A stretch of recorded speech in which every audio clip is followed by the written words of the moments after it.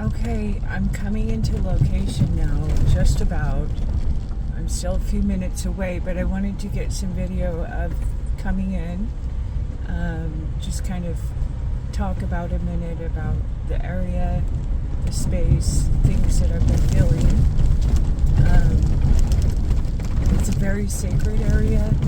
There are definitely, I learned it because I went the wrong way several times, but not for very long. Really not long at all. And I think I just needed to kind of point all directions before I head down the trail. But there's definitely a lot going on. I wanted to give you guys a chance to see just how rough this road is, and what I mean by it will be impassable in a matter of a few weeks. It's merely that way. You should have a good truck if you want to come out here. And this has just always been known. This trail is actually pretty common. A lot of people run it, which is why I'm not going to name it, because I don't want to give away where this spot is. But I do want to give a little bit of show of what this road is and what time it is when I'm coming in. I'm pretty late, a lot later than I wanted to be, by an hour at the least. So that's okay.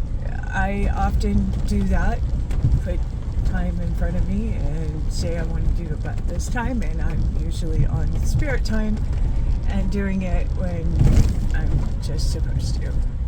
So here we almost are, but I'm going to have to check the map soon because I'm really sure we're just about coming up to it. I may still have a ways to go because it's a long ways down this road. And this is an old logging road. And before it was a logging road, it was a native trail, and a very sacred one at that. Most of the roads here are like that. The trails were just given to the people who built the roads, and they built them according to that, like Lewis and Clark, basically. To what the natives gave them were the trails. The only way through these mountains anyway, so it's a good thing we listened. They're very rough, very hard to get through. But this trail is really, I mean, it's for me, it's not very difficult to, there's not many chances of getting lost. I don't have to make any turns off, really. So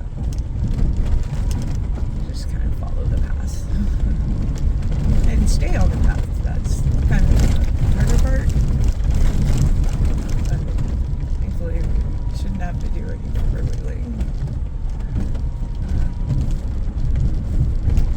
Moon is so beautiful tonight, as you can see it. This is why it's the right time. The moon says so.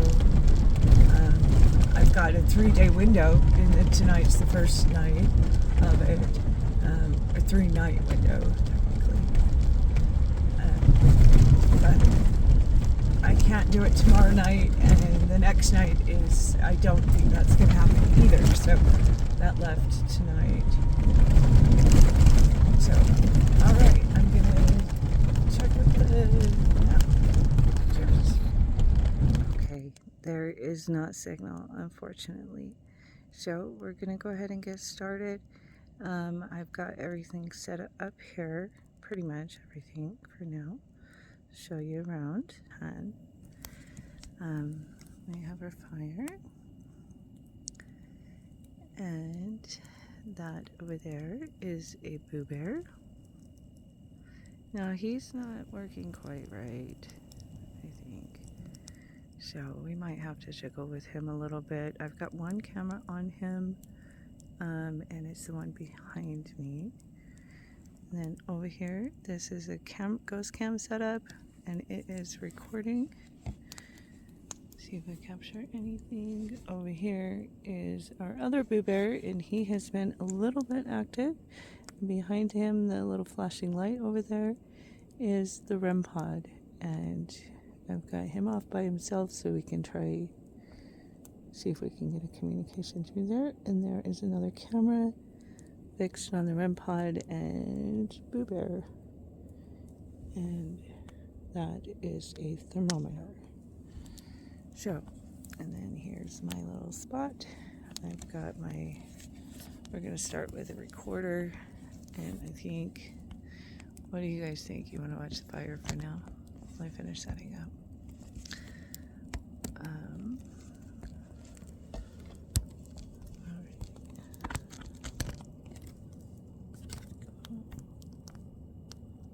Okay, I'm gonna finish setting up. Like I said, I'm just about done. But we have the train coming through here, and I am. Oh, come on, work. There we go. All right, and so you will see from time to time or hear the train come by rather closely. In fact, we're just about to find out how close.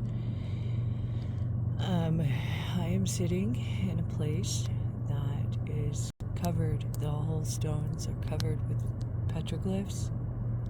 I believe they are Dogman petroglyphs.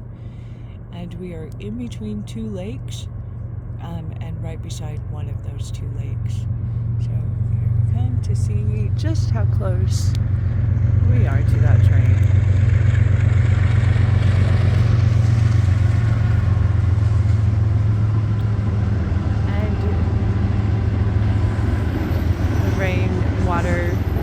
The lake is on the other side of it, literally right beside it. So there's a big clue about where we are.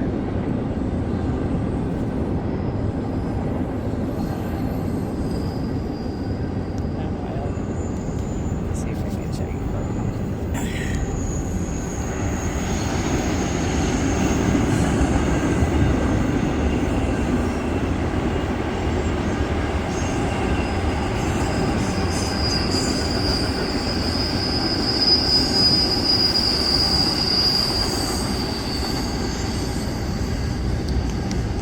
That interesting, and it is a part of the story, at least the part that I know so far, and the reason why it's here.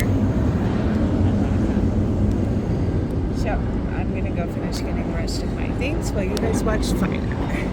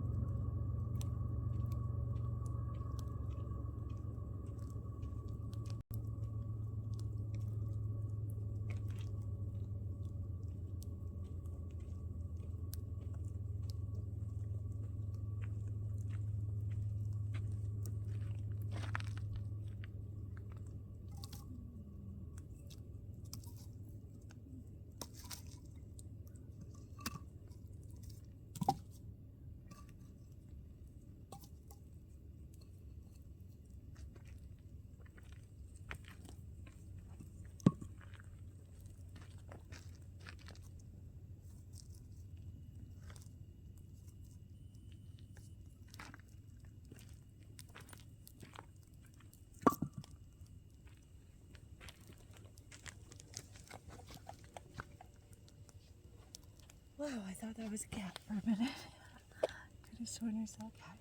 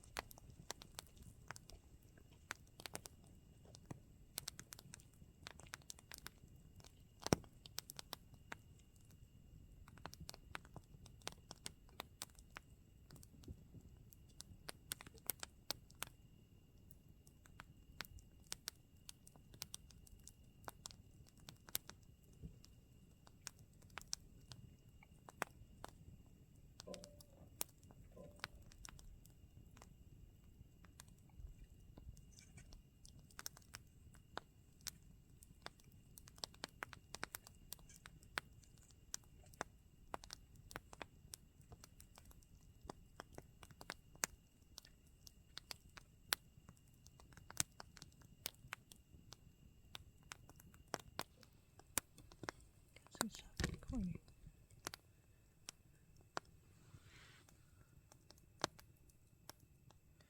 And now as soon as I get back,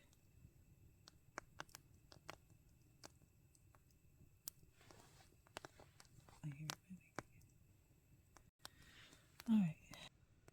Hi everyone. And here we are.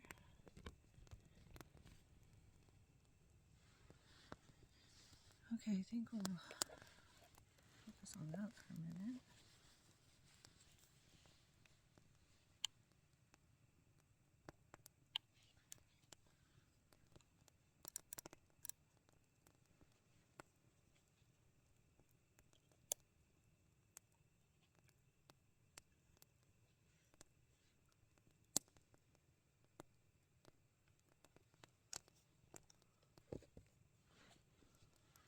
Okay, that should help a little.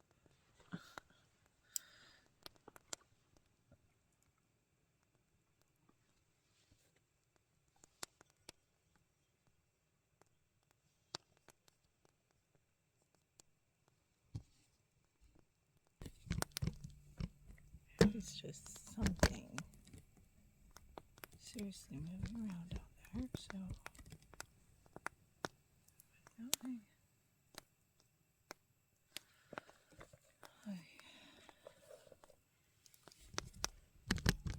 Things get myself into. Right? I wanted to come here.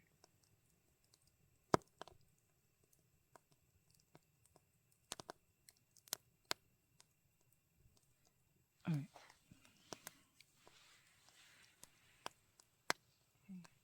I'm just going to open up the circle now. Invite any spirits from the left to the right, from the north, south, east to west.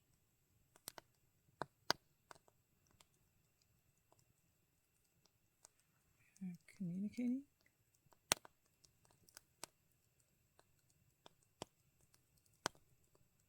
And attempting communication with the woman who was killed here.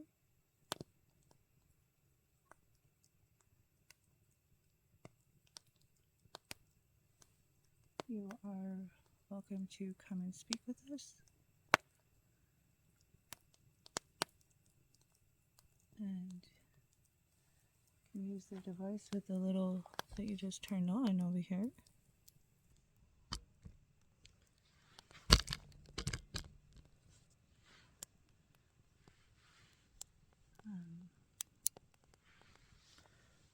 This device.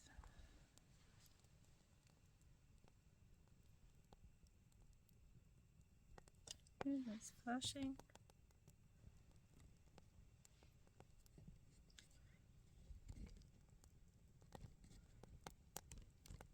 Now that could have been a bug because we do have some bugs flying around checking out the equipment. Sure.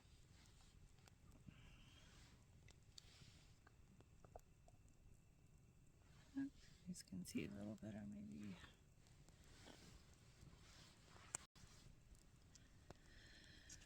Okay, so when I mentioned you was when the pod came on. If you're here, there's a few questions I'd like to ask you.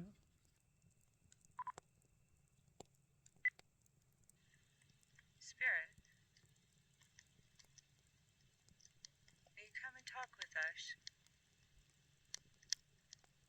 You can speak your name,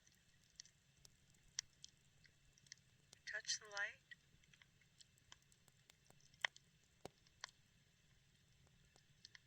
Show us that you're here so you can show yourself in front of the cameras, in front of me. You can use this smoke.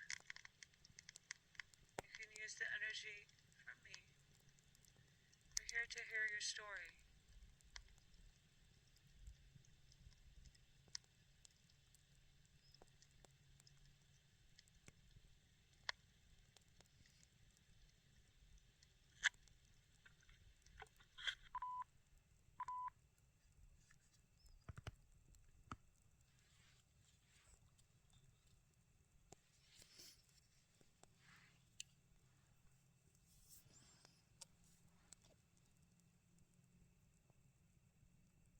Well, we're not getting anyone else today.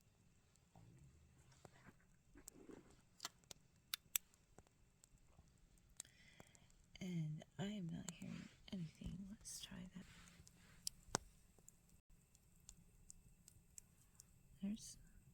Those are petroglyphs. Ground.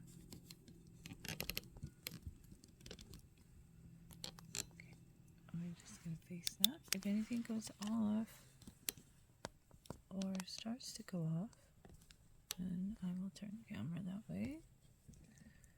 For now, I'll leave it off. Oh, there's a sensor.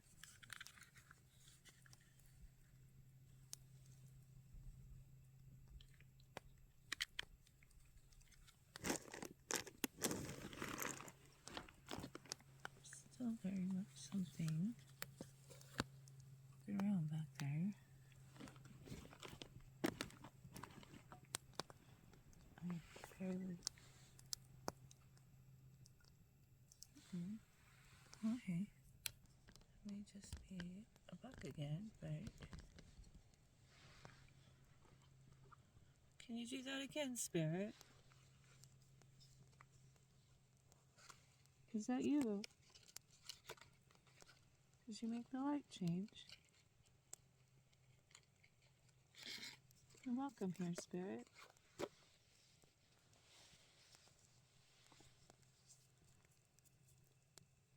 Can you do that again if it was you?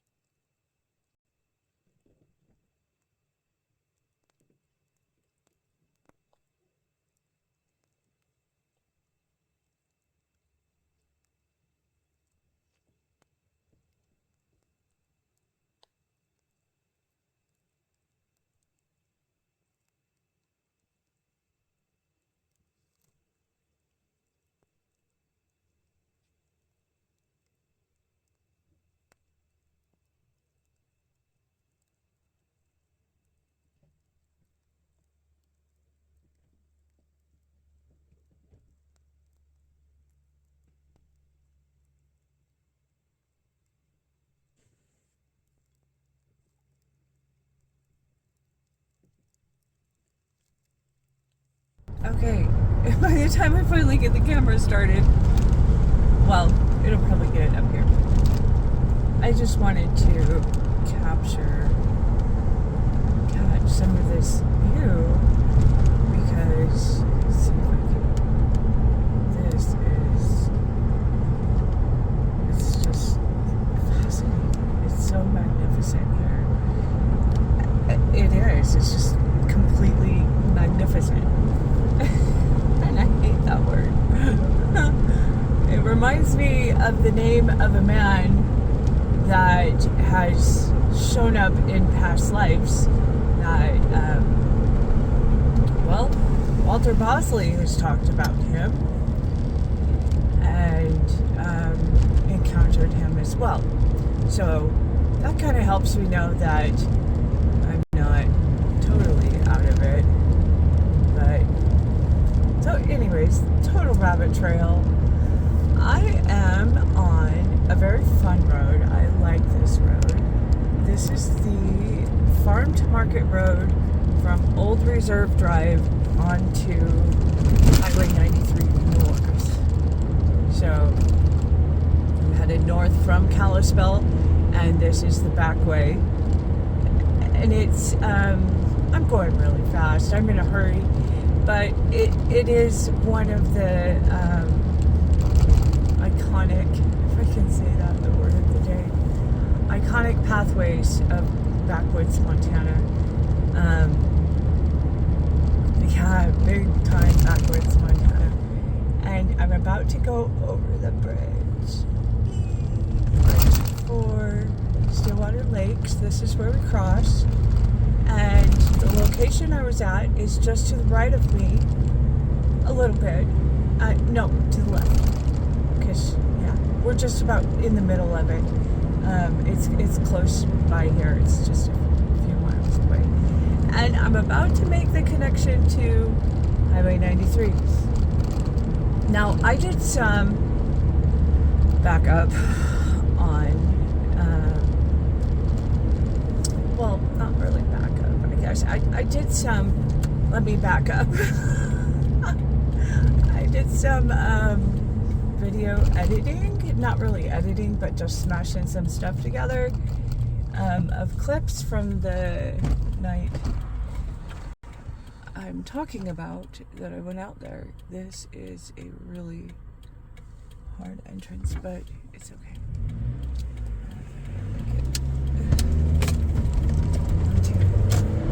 The most dangerous highway in the United States. Welcome to Highway 93 North. Now, I'm going to, the reason I want to film this is I hope it put me out in the spot that,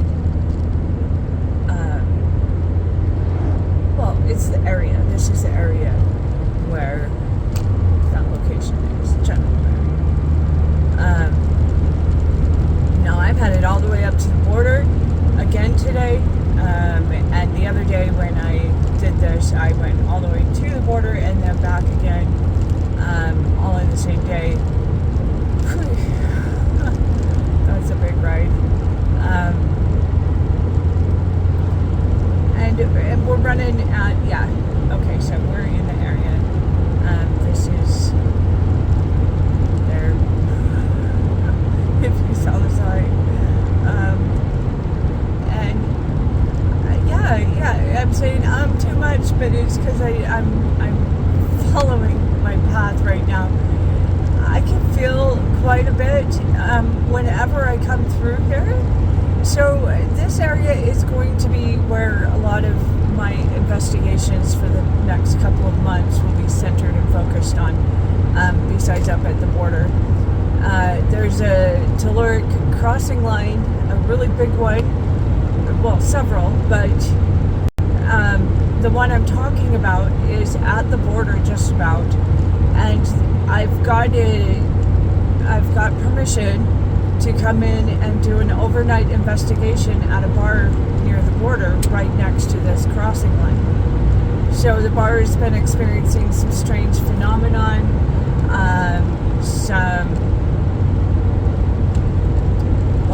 I have some recorded evidence that one of the employees sent me that of a light acting strangely. Okay, spirit can touch lights, so that's one of my, okay, there's something maybe there. I'm an investigator and I'm a journalist, so I put very little, I bias and weigh a lot, and at the very bottom I'm a Libra, and so I balance out everything. I want to hear the negatives as much as the positives, and I love the positives, but at the same time, like, if it just doesn't work out and that's just faulty electrical shit, then that's what it is. So I'm not gonna like be all, oh my god, it's a ghost, just because their lights are flashing. Okay, could be. It's the right kind of light bulb.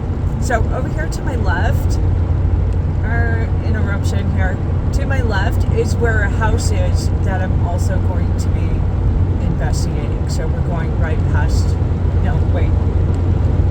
Okay, sorry. Well, yes and no. Yes, there is a house in there that I'm going to investigate, but it's not the one that I'm talking about in my head. It's further up the road here, so, okay. Sorry, excuse me. Same again, and coffee. There are, so there's also been some reports at this bar and it's a restaurant as well. It wasn't built that long ago, so, but the land itself could have some stuff on it, being that it's like right at the telluric current lines and things like that. So I am kind of investigating that. Sorry for the wiggle shake. It's just the way this truck is and how it goes.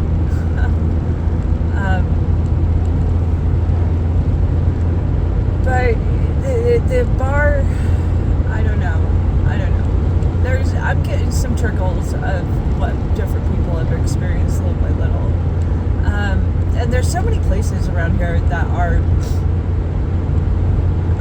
haunted. Essentially, they've got some kind of spirit movement going on inside the place. So there's also another bar that's in the town that you come by right before you cross the border. Now, I always, if you ever drive this road, slow down to 60 miles an hour at that bridge, please. Just do it. I don't care how much of a hurry you are. And it's really important. So, yeah, I've got a guy on my ass pissed off because I just turned down to 60 to go through that. But what they don't understand, because they're probably, I don't want to talk about it, not from here, and going too fast. So I'm going to drive them nuts by going the speed limit. Imagine fucking that. And they'll be driving past me in a few minutes, I'm sure. Even though there's people walking on the fucking road. What are you doing? Oh my god. So the only reason this guy hasn't passed me is because he hasn't had a chance. Now, here is Olney. Olney is going to be a big part of the investigations. It's kind of the marker for me of where this inner circle of spot radius that's super high in activity. And what I mean activity, there's just lots of years of weird shit, really weird stuff going on between Olney and Stryker. Stuff that we've dug up from the 1920s, 1910, of people having experiences with creatures and cryptids and things of this nature, not just spirits and ghosts. So that's one of the major reasons, and of course it is in this rather large radius where the petroglyphs that relate very clearly to me, it's fucking obvious, to the Dogman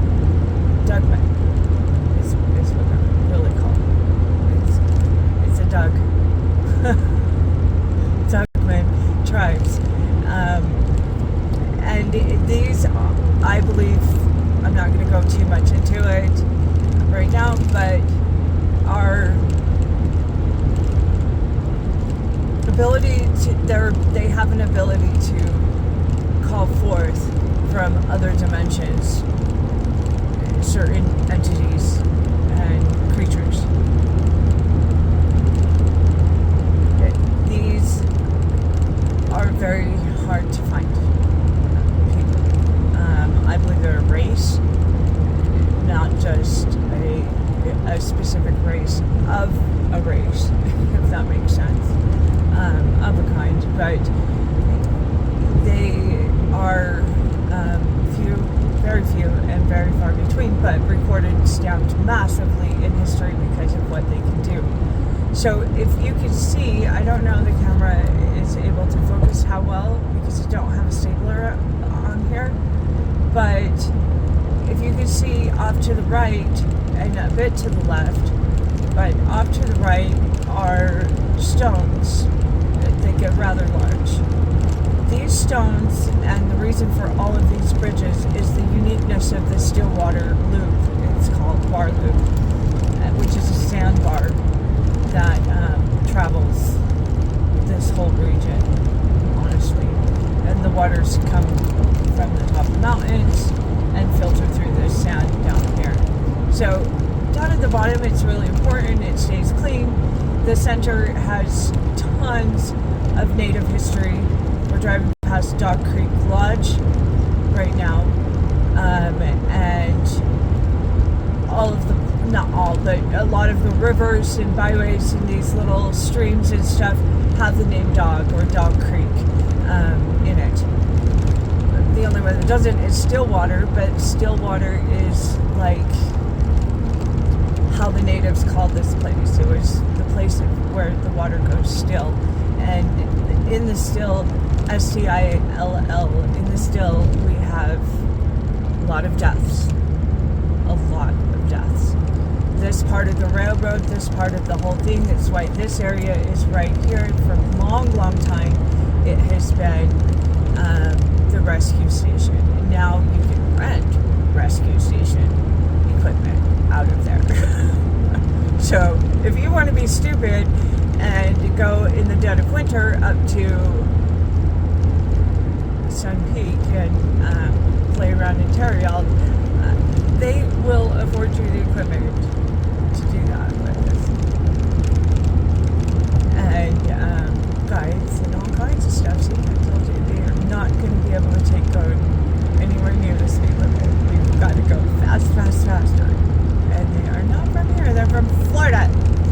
Jerk. Yeah, I totally flipped them off. They need to go home. Like, you can't drive like you're in Florida. Here, like, especially right here.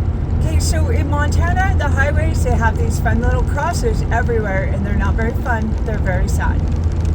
And what they mark is the death of people being dangerous or not so dangerous, and somebody else being dangerous and crashing into them. So this part of the highway is filled with those little crosses, and there's a damn good reason why we take it slow, because these rocks, it's 70 miles an hour down this road, is not fucking slow. Like, so these idiots can't seem to get through their heads that 70 miles an hour is not slow. The freaking speed limit's 65, okay? So, anyways, I think they jumped it up to 70 now. But the truck speed limit is still 65. And I consider myself a truck. And hey, I hit 75, I hit 80 on this road sometimes. Like, you just go with the flow. Alright. Now, dead of winter, this area is the most dangerous to go through. It's a wind tunnel. Blizzards, deep snow. Don't try to live here unless you seriously know how to rugged live the mountains. Don't try to live in this spot. It's really not meant to be lived in, and I think that's one of the reasons why it's so damn haunted, and why Stryker and only experience so much paranormal. But I suppose if that's what you're hunting for and that's what you want to do, there are some properties for sale. There's one in particular for sale that I'm going to be contacting the realtor about and finding out if I can do an investigation in the barn, not the house itself, in the barn behind it. So there you go. And that house, I knew some people who lived in that house, and they actually had 12 kids between the two of them in a blended marriage, and they had all kinds of stories to tell about what was going on in that barn and around the house. They didn't live there more than 3 years. Nobody lives in there more than 3 years. It's just not a safe place. It's not.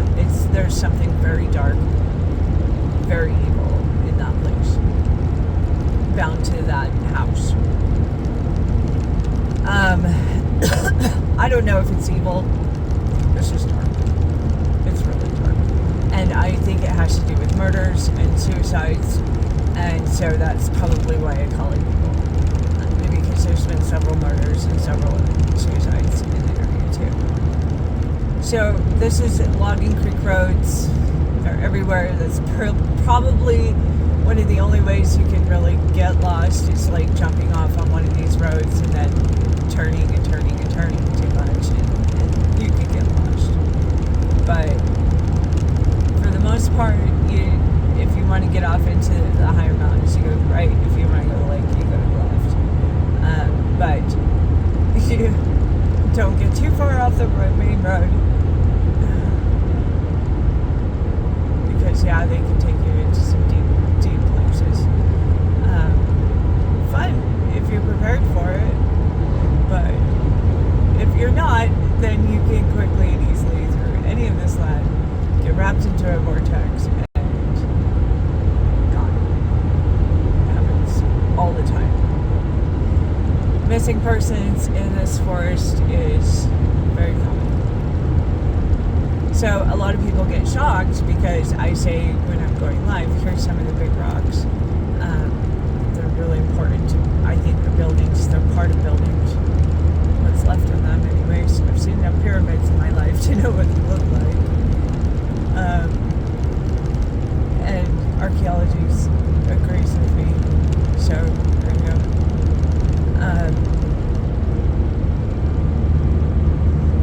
There's some more. There's some petroglyphs on that one. So the left, here off to the left, is some very rough ground. Now, most people just drive through this spiral and get through it as fast as they can because it's dangerous.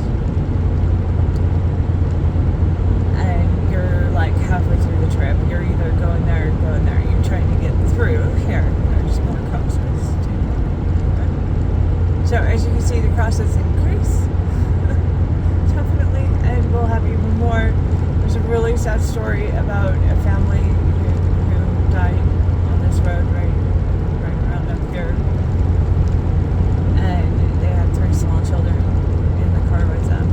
So, yeah, that one took a lot of lives. It's really sad.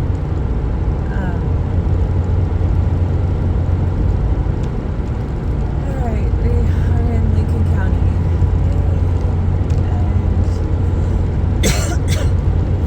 And around the bend here, there's, well, a bit, a ways around the bend. Coming around the mountain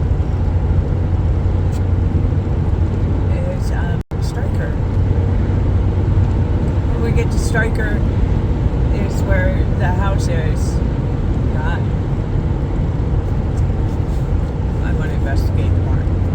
I'm talking about just past Striker. In fact, you can turn it. I did it when I went into the investigation because I thought I could. And I wanted to check and make sure, and that road's a bit easier to come in than if you take the shortcut road, which is one of these little dirt roads to jump in there. And I did not want to do that, so I came in through Striker and just hit the main road. Now, I'm being very ambiguous because I don't want people going to this location. Seriously, it's not. See, there's the mail. Oh, really sad. And there's the house right there. So it's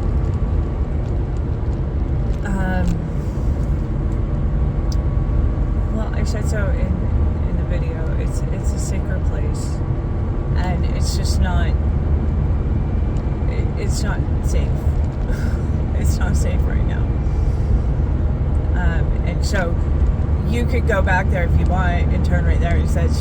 She said it's right over here, and end up in all kinds of different places. So don't do it. Just don't do it, because you need to know exactly where you're going and how to get there on that side.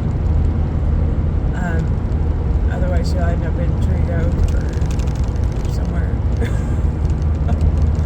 lost and out of gas.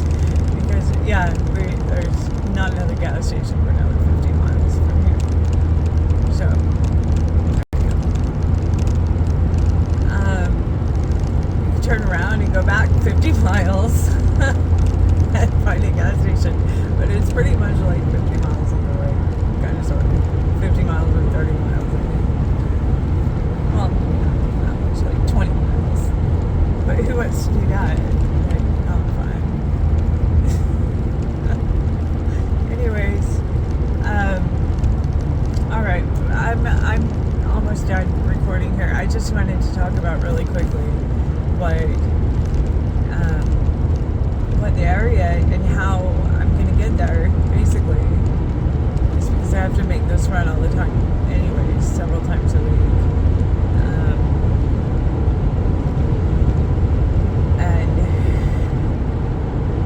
It's a beautiful drive. I love it. It's worth it. And I know this road really well now. Really good. Like, good enough to tour guide. So that's why Montana is my #1 location, because I can depend on myself to give tours and be the tour guide here for the IJ. We're going past Dickey Lake now, which I love Dickey Lake. It's so fun. And it's so nice that it's like right here. I don't have to get up into the mountains too much. You can go around the backside of it and have some fun in the mountains, but it's pretty much totally accessible by the north side or the south side. And to get around the back is a bunch of different interior land battles happening. So